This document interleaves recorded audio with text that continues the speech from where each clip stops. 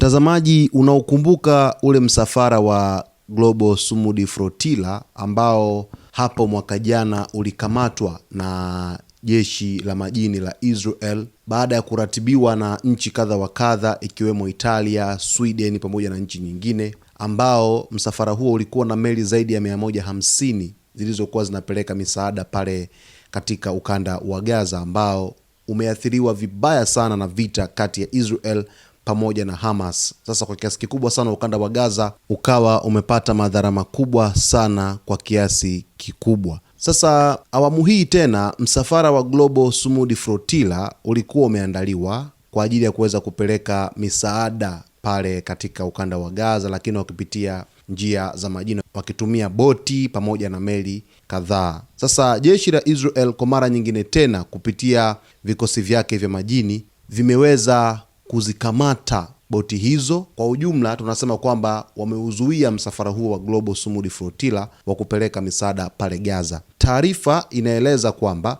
jeshi la Israel limeingilia na kuzuia msafara wa meli za misaada ya kibinadamu unaojulikana kama Global Sumud Flotilla likitumia droni, teknolojia ya kuvuruga mawasiliano na vikosi vyenye silaha katikati ya bahari ya Mediterania.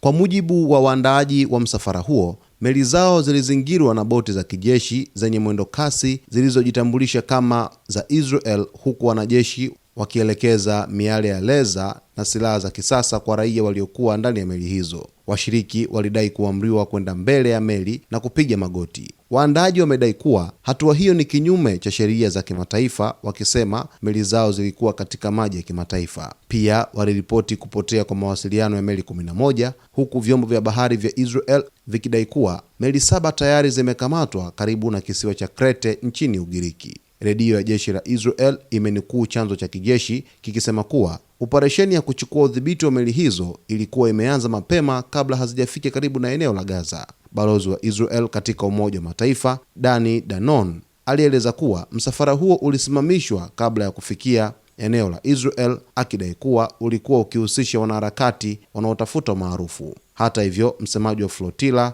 Gar Sabar amekanusha vikali madai hayo, akieleza tukio hilo kama shambulio dhidi ya boti za kiraia zisizo na silaha. Amesema kuwa operesheni hiyo ilifanyika mamia ya maili mbali na Israel na kuonya kuwa inaweza kuchukuliwa kama utekaji haramu baharini. Mwanaharakati aliyepo ndani ya msafara huo, Tariki Raouf, alieleza kuwa walizingirwa na meli kubwa za kijeshi zilizotoa boti ndogo pamoja na droni zilizokuwa zikiangaza mwanga mkali. Pia alidai kuwa mawasiliano yao yalivurugwa kwa makusudi kwa kupigwa muziki kwenye redio kama mbinu ya vita vya kisaikolojia. Kwa mujibu wa taarifa, tukio hilo lilitokea umbali wa takribani maili za baharini 600 kutoka Gaza, ikiwa ni mbali zaidi kuliko operesheni nyingine yoyote ya awali iliyowahi kufanywa na Israel dhidi ya misafara kama hiyo. Zaidi ya meli 50 zenye wanaharakati kutoka mataifa mbalimbali ziliondoka Italia zikielekea ukanda wa Gaza, zikiwa na lengo la kupeleka misaada ya kibinadamu katika eneo hilo lililoathiriwa na vita. Katika tukio la awali mwezi Oktoba mwaka jana 2025, Israel ilizuia meli takribani 40 za flotilla hiyo na kuwakamata zaidi ya watu 450 wakiwemo wanaharakati maarufu duniani.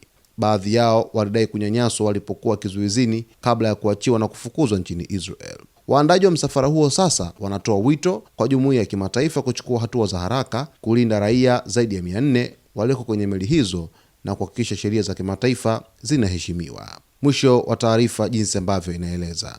Huu ni mwendelezo wa vikosi vya majini vya Israel wa kuendelea kuzuia meli za misaada ambazo zimekuwa zikisafiri moja kwa moja kuelekea huko katika ukanda wa Gaza, zikitokea nchini Italia na nchi nyinginezo huko katika bara la Ulaya, ikiwa ni mwendelezo wa kusaidia raia wa Gaza ambao kwa kweli kwa kiasi kikubwa sana wanakumbana na kadhia kubwa ya ugumu wa maisha kwa kiasi kikubwa baada ya kuathiriwa kwa vita ambavyo vilipiganwa kuanzia Oktoba 7 mwaka 2023 kati ya wanamgambo wa Hamas pamoja na Israel. Sasa katika upiganwaji wa vita, kama unavyofahamu mtazamaji, kuna wakati raia lazima watapata tabu sana, na jinsi ambavyo Israel ilikuwa ikifanya mashambulizi yake kuelekea katika maeneo ya ukanda wa Gaza, walikuwa wakipiga sana wakina mama pamoja na watoto. Kwa hivyo raia walikuwa ni waathirika namba 1 katika vita hivyo kuliko hata wanamgambo wenyewe wa Hamas ambao walikuwa wanapigana na vikosi vya Israel.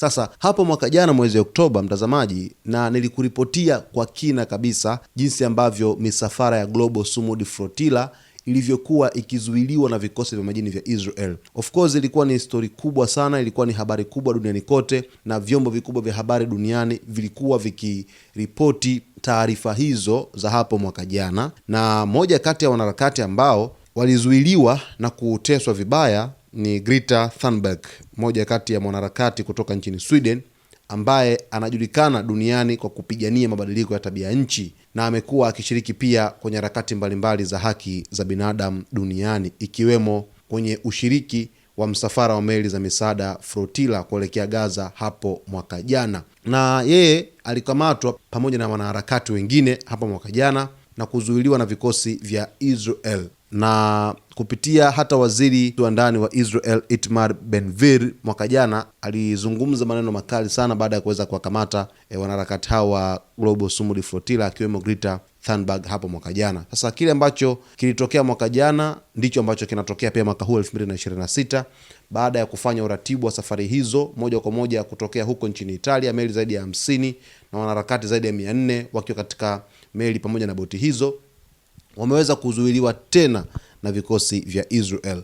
Na awamu hii wametumia droni, lakini wametumia miale leza kuweza kuwadisturb na kuweza kuwashika, lakini pia wametumia silaha, yani kulikuwa kuna vikosi vya silaha ambavyo viliteka meli hizo pamoja na boti hizo za msafara wa Global Sumud Flotilla ambao ulikuwa unaelekea katika ukanda wa Gaza. Walikuwa takribani maili 600 kutoka hapo walipotekwa karibu na kisiwa cha Crete nchini Ugiriki, na maili 600, yani kutoka eneo hilo karibu na kisiwa cha Crete kwenda Gaza ni kama maili 600 hivi waweze kufika. Ni umbali mrefu kidogo kutoka eneo ambalo walikamatiwa hadi kufika katika ukanda wa Gaza. Na vikosi vya Israel vimekuwa vikifanya patrol kubwa sana katika maeneo hayo kuzunguka eneo lote la bahari ya Mediterranean kwa kiasi kikubwa, ili kuhakikisha kwamba maeneo karibu na ukanda wa Gaza, lakini maeneo karibu na nchi ya Israel yanakuwa salama kabisa, hasa fukwe zote ambazo zimezunguka katika bahari hiyo, ili kuhakikisha ulinzi wa hali ya juu na hakuna misaada ambayo inapita kuelekea katika ukanda wa Gaza. Unaweza ukajiuliza kwa nini Israel inafanya hivi?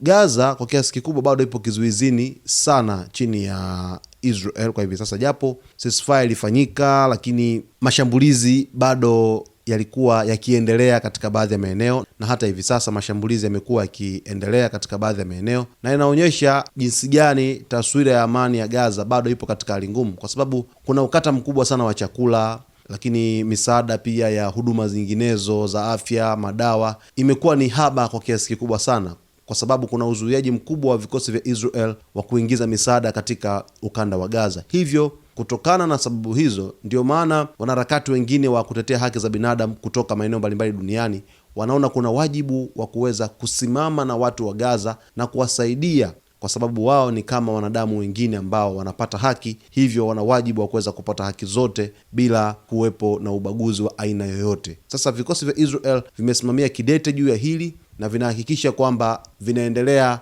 kuweka mzingiro wa kijeshi dhidi ya misafara hii ya Global Sumud Flotilla ambayo imekuwa ikipeleka misaada katika ukanda wa Gaza. Basi mtazamaji wetu, kwa undani kabisa, hivyo ndivyo mambo yalivyo kuhusu msafara wa Global Sumud Flotilla, msafara wa misaada ya kibinadamu ambao ulikuwa umeratibiwa kutoka Italia kuelekea nchini Israel, umekamatwa na vikosi vya majini vya Israel. Kwa taarifa zaidi ni kuombe uendelee kusubscribe channel yetu, kulike video zetu, kukomenti pamoja na kushare.